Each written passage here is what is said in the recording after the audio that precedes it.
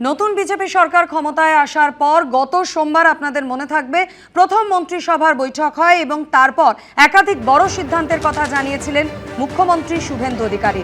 আর আজ সেই মন্ত্রিসভার দ্বিতীয় বৈঠক রয়েছে। আজও একাধিক গুরুত্বপূর্ণ বিষয়ে সিদ্ধান্ত হতে পারে বলেই জানা যাচ্ছে এখনো পর্যন্ত। আরো বিস্তারিত এই বিষয় নিয়ে জানাবেন প্রতিনিধি দীপক ঘোষ আমাদের সঙ্গে রয়েছেন। দীপক, কিছুক্ষণ আগে জনতার দরবারে ছিলেন মুখ্যমন্ত্রী শুভেন্দু অধিকারী। আজ তার দ্বিতীয় মন্ত্রিসভার বৈঠক রয়েছে। কখন এই বৈঠক হবে, কি কি বিষয় নিয়ে আজ সিদ্ধান্ত নেওয়া হতে পারে বলে এখনো পর্যন্ত জানতে পারছো? মুখ্যমন্ত্রী পৌঁছানোর পরেই ক্যাবিনেটের বৈঠক শুরু হবার কথা। গত সোমবার ক্যাবিনেট বৈঠক হওয়ার পরেই জানানো হয়েছিল যে আজকে ক্যাবিনেট বৈঠক হবে 7 দিন পরে, এবং সেই দিনই মুখ্যমন্ত্রী নিজেই জানিয়েছিলেন যে প্রথম দিন যে সিদ্ধান্তগুলোর কথা ঘোষণা করা হয়েছে এর বাইরেও পরবর্তী ক্যাবিনেট বৈঠকে আলোচনা করা হবে দুর্নীতি সংক্রান্ত বিষয়গুলি নিয়ে এবং রাজ্য সরকারি কর্মচারীদের বকেয়া ডিএ এবং পে কমিশনের বিষয়ে আলোচনা হবে।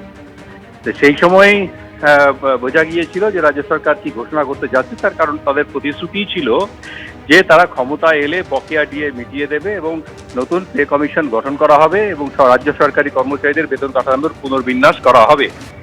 এছাড়া প্রচারে লাগাতার যেভাবে তারা দুর্নীতির বিরুদ্ধে সোচ্চার হয়েছিল, এখন নির্দিষ্টভাবে কোন দুর্নীতির বিষয়ে কিভাবে করা হবে, তদন্ত করা হবে সে বিষয়গুলো স্পষ্ট নয়। তবে গত 7 দিনে যে ইঙ্গিত সরকারের পক্ষ থেকে দেওয়া হয়েছে সেটাতে বোঝা যাচ্ছে যে তারা কোন কোন বিষয়গুলোকে অগ্রাধিকার দিতে চাইছেন। যেমন আরজিকর তদন্তের ফাইল খোলা হয়েছে এবং 3 জন পুলিশ কর্তার বিরুদ্ধে ব্যবস্থা নেওয়া হয়েছে। মুখ্যমন্ত্রী নিজে প্রকাশ্যে মন্তব্য করেছেন যে এই আরজিকর ঘটনার সময় প্রাক্তন মুখ্যমন্ত্রীর ভূমিকা কী ছিল সেটাও খতিয়ে দেখা হবে এবং তিনি সেই সঙ্গে এটাও বলেছেন যে লিপস অ্যান্ড বাউন্স যার মালিক বলা হচ্ছে অভিষেক বন্দ্যোপাধ্যায়, সেই কোম্পানির বিগত বছরগুলোতে কোম্পানির ব্যবসাপত্র, তার ভূমিকা ইত্যাদি খতিয়ে দেখা হবে। অর্থাৎ দুর্নীতি, ডিএ, আরজিকর মামলা, বিভিন্ন বিষয়গুলো আজকের বৈঠকে ক্যাবিনেট বৈঠকে উঠতে পারে, সরকারি পদক্ষেপ ঘোষণা করা হতে পারে। এছাড়াও বেশ কয়েকটি গুরুত্বপূর্ণ বিষয় আছে যেগুলো ক্যাবিনেট ব্রিফিংয়ে তুলে ধরা হবে। এখনো ক্যাবিনেট মিটিং শুরু হয়নি। গত সোমবারও হয়েছিল নবান্নের সভাঘরে, আজকেও নবান্নের সভাঘরেই হতে চলেছে ক্যাবিনেটের বৈঠক। মুখ্যমন্ত্রী এখনো এসে পৌঁছননি, জনতার দরবার করছিলেন সল্টলেকের রাজ্য পার্টি অফিসে। সেখান থেকে তিনি রওনা হয়েছে নবান্নের উদ্দেশ্যে। তিনি এসে পৌঁছলে এখানে ক্যাবিনেট বৈঠক শুরু হবে। দীপক, ধন্যবাদ। শনিবারের পর রবিবার মুখ্যমন্ত্রী শুভেন্দু অধিকারীর পর বিজেপির রাজ্য সভাপতি ফলতায় পুনর্নির্বাচনের প্রচারে গিয়ে তৃণমূলের বিরুদ্ধে অল আউট আক্রমণের পথে নামল বিজেপি। নাম না করে অভিষেক বন্দ্যোপাধ্যায়কে নিশানা করলেন শ্রমিক ভট্টাচার্য। ডিজে বাজানোর প্রসঙ্গ তুলে বললেন, যিনি বলেছিলেন ডিজে বাজাবেন, আমি বলছিলাম হারমোনিয়াম জলতরঙ্গও বাজাতে পারেন, সব বাড়ির মধ্যে। তার কটাক্ষ, যারা বিশু ছিলেন তারা এখন শিশু হয়ে গেছেন।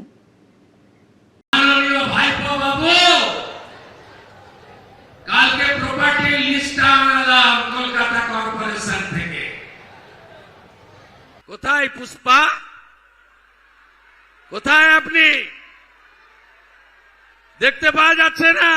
পুলিশ নেই তাই নেতা নেই, কনভয় নেই তাই হুঙ্কার নেই। আমরা তো বলছি আপনি আসুন, প্রচার করুন ফলতায়। 21শে মে বৃহস্পতিবার দক্ষিণ 24 পরগনার ফলতা বিধানসভায় পুনর্নির্বাচন।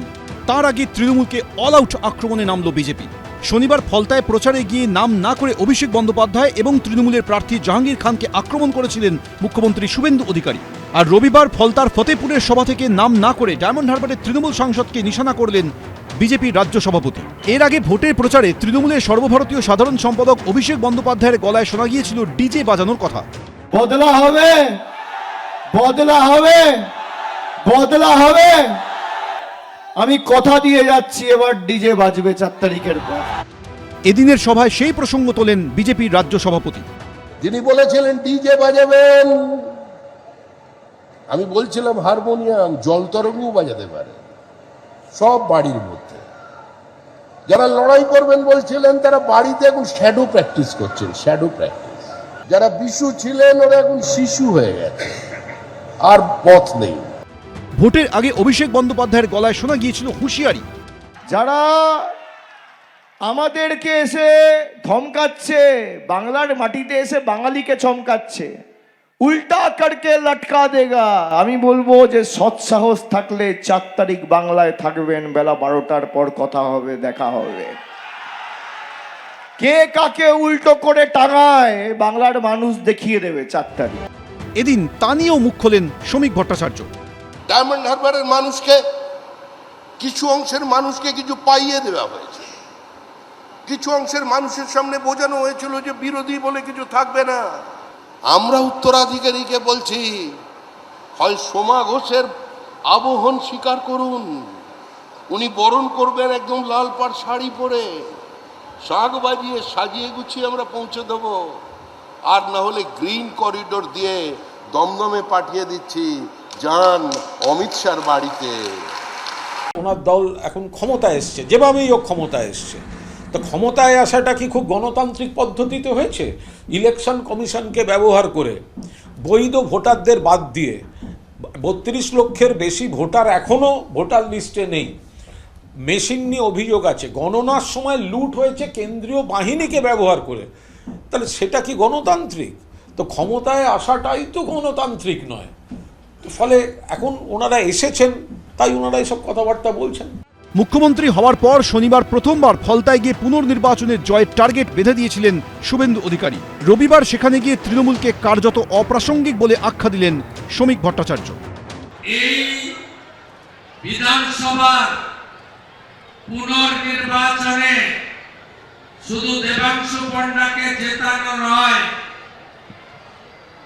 1 লক্ষের বেশি ভোটে জিতিয়ে আমাদের কাছে পাঠাবে। যে রক্ত মাখা অস্ত্র হাতে যত রক্ত মাখি, শিশু পাঠ্য কাহিনীতে থাকে মুখ ঢাকি। আমাদের এই পথ দিয়ে যেতে গেলে তৃণমূল কংগ্রেস আগে আক্রমণ করতো, আক্রমণ। আজকে তৃণমূল কংগ্রেসের পতাকা নেই, তৃণমূল কংগ্রেসের ছবি নেই। 29 এপ্রিল ভোট হয়েছিল দক্ষিণ 24 পরগনার ফলতায়।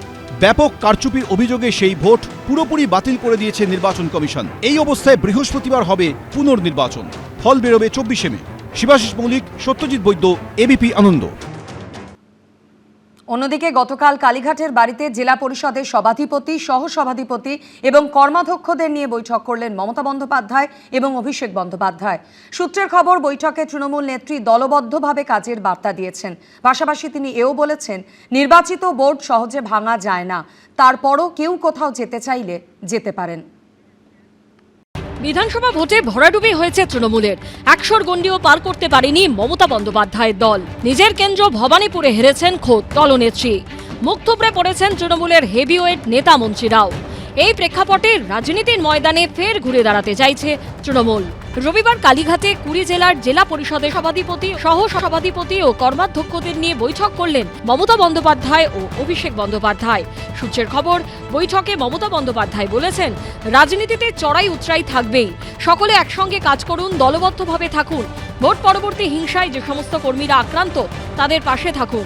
সূত্রের খবর, তিনি আরও বলেন, জেলা পরিষদ নির্বাচিত বোর্ড, সহজে ভেঙে দেওয়া যায় না, তারপরেও কেউ কোথাও যেতে চাইলে যেতে পারে। সূত্রের খবর, দলের কর্মীদের চাঙ্গা করতে নিজেই পথে নামবেন মমতা বন্দ্যোপাধ্যায়। চলতি সপ্তাহে কলকাতায় তৃণমূলের অফিস রং করার কাজে হাত লাগাবেন তিনি নিজেই। সূত্রের খবর, ওই দিনই রাজ্যের সব জায়গায় তৃণমূলের অফিস রং করবেন নেতা কর্মীরা। রাজ্যে গোহারা হারের পর দলেরই একাংশের বিরুদ্ধে চাঞ্চল্যকর অভিযোগ তুলেছিলেন বীরভূমের হাসনের তৃণমূল বিধায়ক কাজল শেখ। একটা কথা অবশ্যই আমি বলবো, দলের মধ্যে কিছু গাদ্দার ঢুকে আছে, যাদের জন্য এ পরাজয় হয়েছে। সূত্রের খবর, রবিবারের বৈঠকেও সেই প্রসঙ্গ তোলেন কাজল শেখ। মমতা বন্দ্যোপাধ্যায় বলেন, তিনি এবং অন্য কারোর কোনো অভিযোগ থাকলে তা লিখিতভাবে চন্দ্রিমা ভট্টাচার্যের কাছে জানান। যদি আমাদের দলের মধ্যে কোনো এ ধরনের বিষয় থাকে, সেগুলো আমরা লিখিত আকারে আমাদের দলনেত্রীকে, আমাদের দলের সাধারণ সম্পাদক, দলের সেনাপতি যুবরাজ অভিষেক বন্দ্যোপাধ্যায় মহাশয়কে এবং আমাদের দলের নেত্রী আমাদের চন্দ্রিমা ভট্টাচার্য মহাশয়কে লিখিত আকার দেওয়ার জন্য বলেছেন, সেগুলো আমরা লিখিত আকার দিচ্ছি। বৃহস্পতিবার দক্ষিণ 24 পরগনার ফলতায় পুনর্নির্বাচন রয়েছে। ওই কেন্দ্রে তৃণমূলের প্রার্থী জাহাঙ্গীর খান। তিনি দক্ষিণ 24 পরগনা জেলা পরিষদের পূর্ত কর্মাধ্যক্ষ। সূত্রের খবর, রবিবার কালীঘাটের বৈঠকে যাননি জাহাঙ্গীর খান। অনির্বাণ বিশ্বাসের রিপোর্ট, এবিপি আনন্দ, কলকাতা। এবিপি আনন্দ, এগিয়ে থাকে, এগিয়ে রাখে।